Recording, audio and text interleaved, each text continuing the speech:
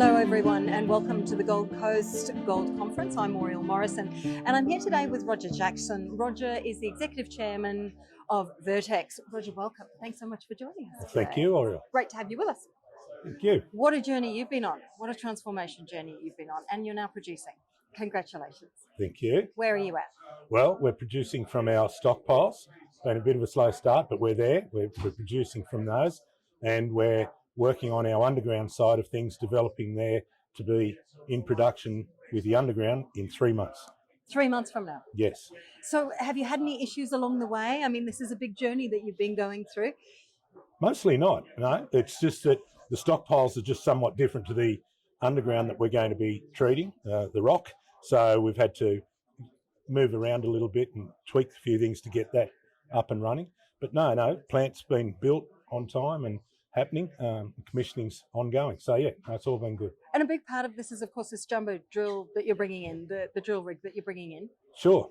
You're on time with that? You're ready to go? Yeah, we talked to the company that's supplying it, and they're in Kalgoorlie. The rig's in Kalgoorlie at the moment, getting some extra bits fitted to it to make it more safe than what it is. It's just intrinsically pretty safe anyway, but we're adding a few bits, and they're telling us 6 to 7 weeks and it'll be on site. And that's at that point we really start getting into our underground mining. So what's the timeline from there?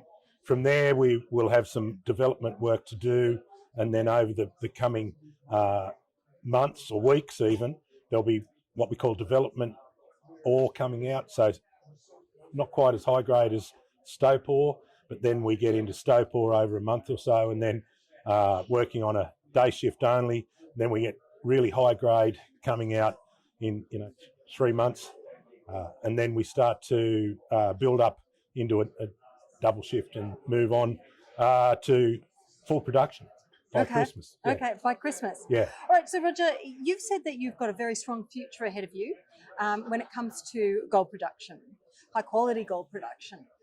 What about, but you're doing things slightly differently. How much about that approach is due to technology and the technology that you're using? Well, Oriel, it's quite a bit about that. We've adopted the use of an ore sorter that's been a real game changer for us.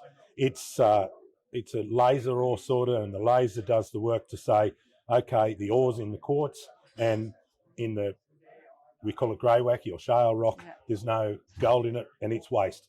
And we sort it and we send the waste back into the hole that we mined it from, use it as fill, and therefore the remaining material is mostly just ore with gold in it, so we can process it. Means we're only processing half the time, half the water, very little power, and particularly low power given the fact that we're very high grade mine, and that high grade gold goes to the processing. It doesn't get wasted in the system. And then on the end of it, our tails, we call it sand, we only produce a third of what we would normally do without the ore sorter. So environmentally, it's fantastic as well as production. Well, on that front, you call yourself environmentally sympathetic. My word. What does that mean exactly? So what environmentally sympathetic means is we don't use any chemicals. And look, gold normally is associated with things like cyanide or reagents to float gold to extract the gold. In our circumstance, and look, it's all about the ore. Yeah. The geology gods gave us this ore, and it's 95 or 90% plus, call it gravity recoverable. So all that requires is a little bit of energy and a little bit of water, and we can extract the gold. But on that side of things, we don't need much energy because our gold's quite coarse.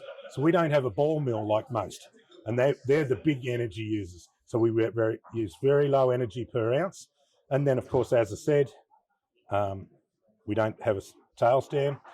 We just sand stack, and it's not a lot. And we sit on a really, really small footprint. So our plant's very small, and we don't have a big tails dam. So environmentally sympathetic. Well, I like that. I like that a lot. Roger, thank you so much for joining us today. Thanks, Ira.